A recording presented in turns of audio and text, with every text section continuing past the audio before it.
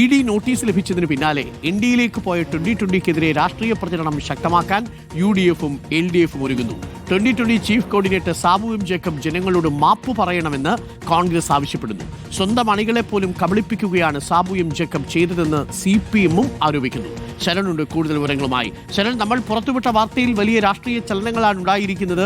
Sabu M ജേക്കബിന്റെ മുഖം മൂടി അഴിഞ്ഞു വീണു എന്നാണ് പ്രതിപക്ഷത്തെ അല്ലെങ്കിൽ മറ്റ് രാഷ്ട്രീയ കക്ഷികൾ വിമർശിക്കുന്നത്. ഒരർത്ഥത്തിൽ ഇത് ശരിയുമാണ്. കാരണം ഈ ED നോട്ടീസ് അയച്ചു എന്നുള്ള വിവരം ഇതുവരെയും മൂടി വെച്ചിരിക്കുകയായിരുന്നു സാബു എം ജേക്കബ്. സ്വന്തം അണികളോടോ സ്വന്തം നമുക്കറിയാവുന്ന മാധ്യമങ്ങളോടോ ഈ കാര്യം തുറന്നു പറഞ്ഞില്ല. ഒടുവിൽ നമ്മൾ ഇന്നലെ വാർത്ത പുറത്തുവിട്ടപ്പോൾ നമ്മളെ പള്ളു പറയാനായിട്ട് വന്ന ആ വാർത്താ സമ്മേളനത്തിൽ സാബു ജേക്കബ് അറിയാതെ ആണെങ്കിലും അങ്ങ് സമ്മതിച്ചു. നോട്ടീസൊക്കെ വന്നിട്ടുണ്ട് എന്ന് പറഞ്ഞു. നമ്മൾ അത് തന്നെയാണ് ഇന്നലെ റിപ്പോർട്ട് ചെയ്തത്. EDയുടെ നോട്ടീസ് വരുന്നു, വളരെ പെട്ടെന്ന് 3 നോട്ടീസുകൾ പടപടാ വരുന്നു.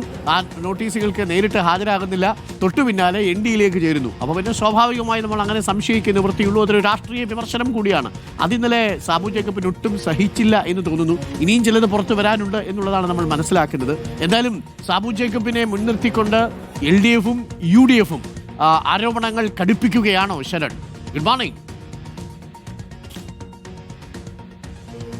Good morning Arunkumar. എന്തായാലും അത് സമ്മതിക്കാതിരിക്കാൻ സാബു എം ജേക്കബിന് കഴിയില്ല എന്നുള്ളതാണ്. കാരണം അവിടെ ഒരു കേസ് നിലനിൽക്കുന്നുണ്ട്. അദ്ദേഹത്തിന് എത്ര മൂടി വെച്ച് കഴിഞ്ഞാലും ആ കേസ് എന്നുള്ള യാഥാർത്ഥ്യമുള്ളിടത്തോളം കാലം അദ്ദേഹത്തിന് അത് തുറന്നു പറഞ്ഞേ പറ്റുള്ളൂ. അത് തന്നെയാണ് ഇന്നലത്തെ വാർത്താ സമ്മേളനത്തിൽ സംഭവിക്കുകയും ചെയ്തിരിക്കുന്നത്. ഇതിൽ പ്രധാനപ്പെട്ട കാര്യം, അതായത് ഇന്നലെ നമ്മൾ ഈ വാർത്ത പുറത്തുവിട്ടതിന് പിന്നാലെ അത് വലിയ ചലനമാണ് രാഷ്ട്രീയ കേന്ദ്രങ്ങളിൽ ഉണ്ടാക്കിയിരിക്കുന്നത് എന്നുള്ളതാണ്. നമുക്കറിയാം, നേരത്തെ സാബു എം ജേക്കബ് നയിക്കുന്ന 2020 പാർട്ടി NDയിലേക്ക് എത്തിയപ്പോൾ കൃത്യമായൊരു മറുപടി പറയാൻ അദ്ദേഹത്തിന് കഴിഞ്ഞിരുന്നില്ല. അദ്ദേഹം ഒരേ സമയം UDF LDF-നെ വിമർശിക്കുന്നുണ്ട്. പക്ഷേ എന്തുകൊണ്ടാണ് താൻ NDയിലേക്ക് വന്നതെന്നുള്ള ചോദ്യത്തിന് കൃത്യമായ മറുപടി ഉണ്ടായിരുന്നില്ല. അതിന് പിന്നാലെയാണ് നമ്മൾ ഇന്നലെ വാർത്ത പുറത്തുവിടുന്നത്. ഈ ഫെമ കേസുമായി ബന്ധപ്പെട്ട 3 തവണയാണ് എൻഫോഴ്സ്മെന്റ് ഡയറക്ടറേറ്റിന്റെ നോട്ടീസ് സാബു എം ജേക്കബിന് ലഭിക്കുന്നത്.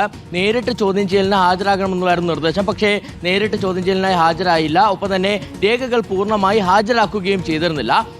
ഇത് ഇന്നലെ വൈകിട്ട് വിളിച്ച വാർത്താ സമ്മേളനത്തിൽ അദ്ദേഹം അത് ശരിവെക്കുകയും ചെയ്തിരുന്നു. അതിന് പിന്നാലെയാണ് ഇപ്പോൾ വലിയ രാഷ്ട്രീയ ആയുധമാക്കാൻ LDF-ഉം UDF-ഉം തീരുമാനിച്ചിരിക്കുന്നത്. കോൺഗ്രസ് പ്രധാനമായും ആവശ്യപ്പെടുന്നത് സാബു എം ജേക്കബ് ജനങ്ങളോട് മാപ്പ് പറയണമെന്നുള്ളതാണ്. ഒപ്പം തന്നെ CPM ചൂണ്ടിക്കാട്ടുന്ന കാര്യം, ബിസിനസ് താല്പര്യത്തിന് വേണ്ടി സാബു എം ജേക്കബ് ഇത്തരത്തിൽ NDയിലേക്ക് എത്തിയതാണ്.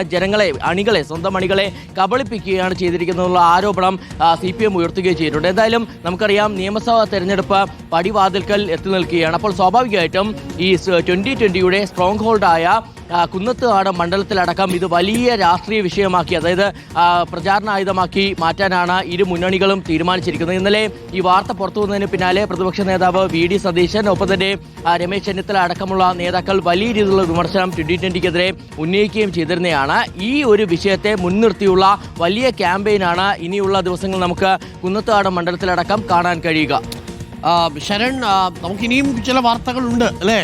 ആ വാർത്തകൾ വരുന്ന മണിക്കൂറുകളിൽ നമ്മൾ പ്രേക്ഷകരിലേക്ക് എത്തിക്കും.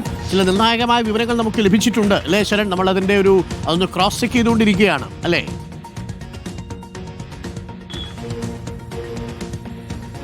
അരുൺകുമാർ, വളരെ പ്രധാനപ്പെട്ടതായിട്ടുള്ള വിവരങ്ങൾ നമ്മുടെ പക്കൽ ഉണ്ടെന്നുള്ളതാണ്. സാബു എം ജേക്കബ് പല രീതിയിൽ തന്നെ, അതായത് നിയമ നടപടിയുമായിട്ട് മുന്നോട്ട് പോകുമെന്നൊക്കെയാണ് അദ്ദേഹം പറയുന്നത്. പക്ഷേ നമുക്ക് അതിനെ കണ്ണിക്കാൻ കഴിയുന്ന കൃത്യമായ തെളിവുകൾ നമ്മുടെ പക്കലുണ്ട്. അത് മാത്രമല്ല, അദ്ദേഹത്തിന്റെ കമ്പനിയുമായി ബന്ധപ്പെട്ടുള്ള വളരെ നിർണായകമായിട്ടുള്ള വിവരങ്ങൾ നമ്മുടെ പക്കലുണ്ട്. അത് ഉടൻ തന്നെ ക്രോസ് ചെക്ക് ചെയ്ത് നമ്മളത് ബ്രേക്ക് ചെയ്യും.